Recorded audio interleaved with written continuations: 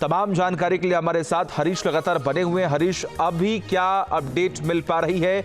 JP Nadda मौके पर पहुंचे हुए हैं, प्रियंका पहुंच चुकी है। खबर यह भी सामने आ रही है क्या कि थोड़ी देर में सोनिया गांधी भी पहुंचने वाली है एम्स?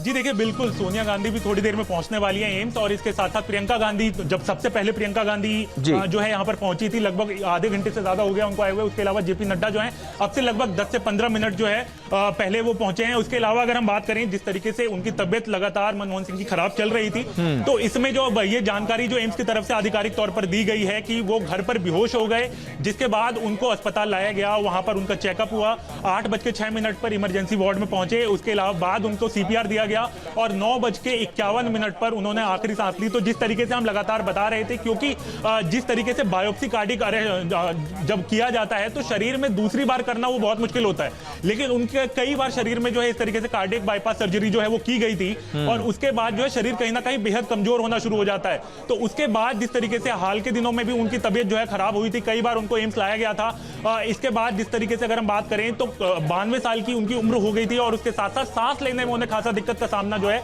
वो करना पड़ रहा था, जिसके बाद उनको आज 8:06 पर एम्स लाया गया, और वहां पर 9:51 पर जो है उन्होंने अंतिम सांस ली। अपूर्णीय क्षति है हरीश, और जितने भी बड़े चेहरे हैं इस वक्त देश की राजनीति में, उनकी तरफ से भी लगातार प्रतिक्रियाएं जो है वो सामने आ रही हैं, और ये बता रहा है कि वो कितने सहज, वो कितने सरल, कितने गंभीर व्यक्तित्व थे, और उन्होंने देश के हित में कितना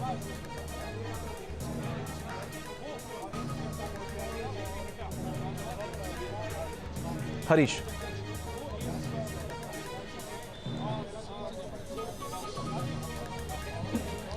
जी देखिए, बिल्कुल 10 साल वो प्रधानमंत्री रहे। इसके अलावा एज अ इकोनॉमिस्ट, मतलब उनको एज अ इकोनॉमिस्ट सब जानते हैं। 1991 में जिस तरीके से इकोनॉमिक रिफॉर्म किए उन्होंने, उनके लिए उनको जाना जाता है लगातार। लेकिन जो अचानक उनकी तबियत जो है साल 2009 के बाद से जो है वो खराब होनी शुरू हुई। 2009 में उनका आखिरी कार्डियक बाईपास सर्जरी जो है वो हुआ था। उसके बाद जिस तरीके से उनकी तबियत 2014-15 के बाद जो है वो लगातार बिगड़ती रही। लेकिन जिस तरीके से बात करें, बीते कुछ महीनों में उनको खासा सांस लेने में दिक्कत हो रही थी, जिसके बाद कई बार उनको एम्स जो है वो लाया गया था।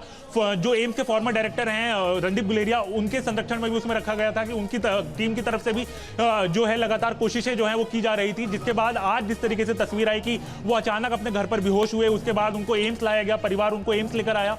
8:06 पर वो एम्स पहुंचे हैं, और उसके बाद उनको CPR दिया गया। सांस लेने में फिर भी दिक्कत रही, तबियत जो है वो लगातार खराब होती गई, जिसके बाद 9:51 पर उन्होंने अंतिम सांस ली। बिल्कुल, और देखिए मनमोहन सिंह के बारे में सभी जानते हैं, और मुझे आज वो दिन याद आ रहा है जब राज्यसभा में उनकी विदाई हो रही थी, तो खुद PM नरेंद्र मोदी ने भी उनकी तारीफ की थी। उन्होंने इस बात का जिक्र किया था कि वो 6 बार के सांसद रहे, उन्हें लीडर ऑफ द हाउस और विपक्ष के नेताओं के तौर पर सदन में कामकाज में अमूल्य योगदान दिया। ये बताता है, ये दिखाता है कि आखिर उन्होंने कितना काम किया, और उनके कामों से उस वक्त में बैठी विपक्ष में जो पार्टियां थीं, आखिर उन्होंने भी उनका समर्थन किया। हरीश।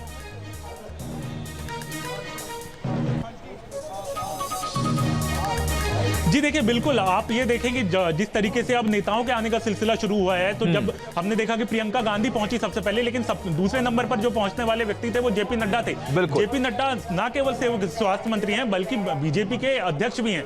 तो उसके साथ साथ ये बताता है कि अक्रॉस पार्टी लाइन, आप किसी भी पार्टी की बात करें, उनकी एक अलग इज्जत थी, एक अलग तरीके से उनका सम्मान था।